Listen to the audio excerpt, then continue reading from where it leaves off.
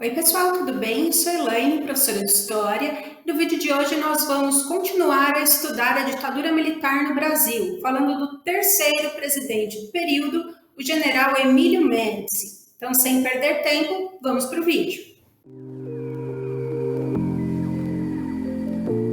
Estou aqui no cantinho em cima para mostrar para vocês que o governo Médici foi a fase mais violenta da repressão e da censura no Brasil.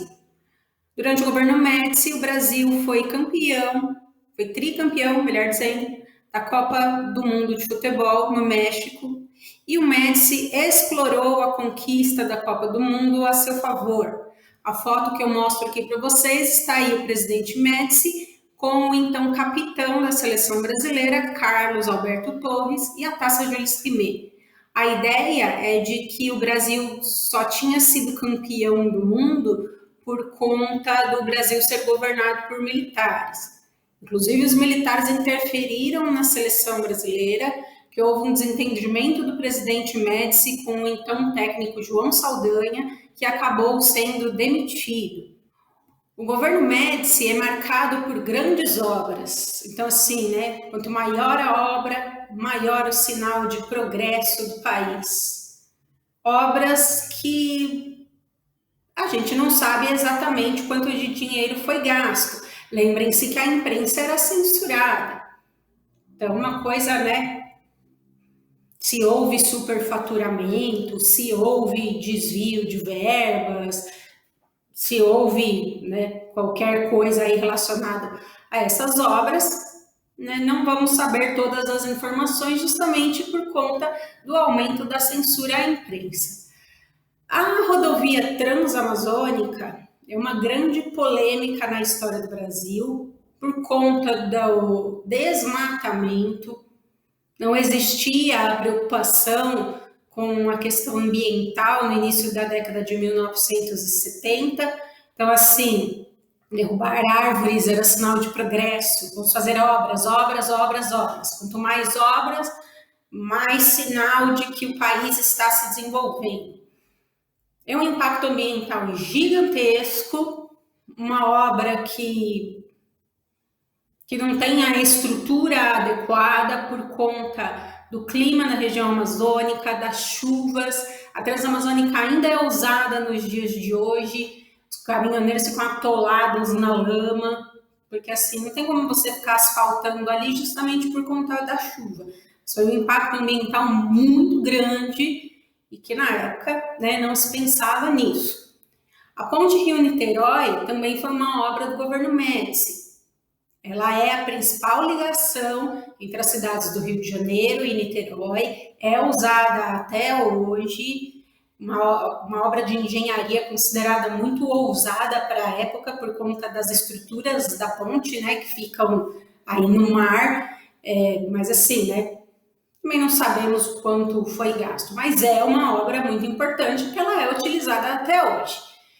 E a construção também da hidrelétrica de Itaipu, em parceria com o Paraguai, embora também seja uma obra importante, principalmente geração de energia elétrica para a região sudeste, para a região sul do país, o impacto ambiental de uma construção de uma hidrelétrica também é muito grande. E durante o governo Médici, foi a época do chamado milagre econômico brasileiro. Já vou mostrar para vocês o que é isso. O Brasil passava por uma crise econômica, como meus alunos brincam para variar, E aí o governo resolveu interferir na economia para incentivar o desenvolvimento do país. Foram feitos investimentos nos setores considerados estratégicos: transportes, energia, comunicações e siderurgia. E para desenvolver esses setores, o governo contava com a ajuda de empréstimos estrangeiros. Esses setores recebiam vantagens fiscais, muitas multinacionais se instalaram aqui no país, atraídas por essas vantagens fiscais e também pelo fato da mão de obra no Brasil ser mais barata. E aí, o povo já começou a sentir os efeitos desse milagre econômico antes mesmo dele acontecer. Os salários foram congelados. E como era proibido fazer greve, se manifestar, né? Assim, com quem você vai reclamar? E aí, a equipe, né, do presidente Médici alegava que essa era a cota de sacrifício que os brasileiros tinham que fazer para o bem do país. Então, assim, nós sabemos que a situação está ruim, mas você, trabalhador brasileiro, precisa, neste momento, fazer um sacrifício, porque quando as coisas melhorarem, a vida de vocês também irá melhorar. Era essa a ideia.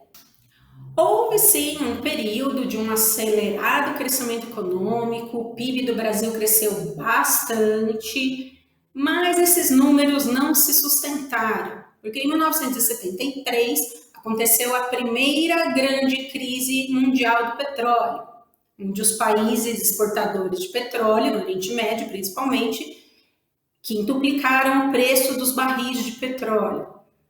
E lembrem-se que esse modelo do milagre econômico brasileiro era baseado em empréstimos estrangeiros.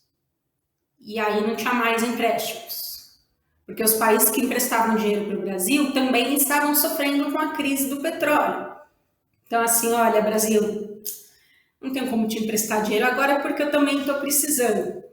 Então, não tinha mais como se sustentar esse modelo, que nos deixou uma grande dívida externa, maior ainda, que houve um grande aumento, maiores gastos com a importação de petróleo, porque o preço tinha subido muito, um aumento na concentração de renda, então os mais ricos ficaram mais ricos e os mais pobres ficaram mais pobres, e uma estagnação do mercado interno. E aí, assim, o governo Médici, ele é, ao mesmo tempo, o auge do regime militar no Brasil e o início da crise. Lembrem-se que eu sempre falei para vocês, eu sempre falo para os meus alunos em sala, todas as vezes que os países do mundo inteiro estão passando por crises econômicas, as populações desses países tendem a ficar bravas com os governantes, porque a crise econômica afeta a população. Então, houve um aumento da recessão no Brasil, né, da crise, um aumento da inflação, um aumento do desemprego. E aí, os militares começam a perder popularidade. Porque, assim, quando eles assumiram o poder, eles diziam que eles iam afastar a ameaça comunista, antes de devolver, né, o poder à sociedade civil. Só que durante o governo Médici, não tinha mais oposição. Ou os opositores estavam presos, ou tinham morrido, ou tinham sido mortos, né, melhor dizendo, ou estavam no exterior, tinham fugido do país. Então, assim, sabe, cadê aquela ameaça comunista? A gente não está mais vendo ameaça comunista nenhuma. Então, assim, né, cadê a oposição? Cadê a ameaça comunista? Será que não está na hora de vocês começarem a repensar isso aí? Porque o Médici ficou no poder até 1974, 10 anos de regime militar. E assim, cadê a melhoria das nossas vidas, das nossas condições de vida, né, melhor dizendo? Os militares começam a ser criticados por isso, porque assim, vocês prometeram acabar com a ameaça comunista, a gente não está vendo mais ameaça nenhuma. E a nossa vida que podia melhorar, não melhorou nem um pouco, né? Só destacando uma última informação aqui sobre o governo Médici. Ele saiu do poder no dia 15 de março de 1974 e ele acabou falecendo em outubro de 1985 devido a um AVC.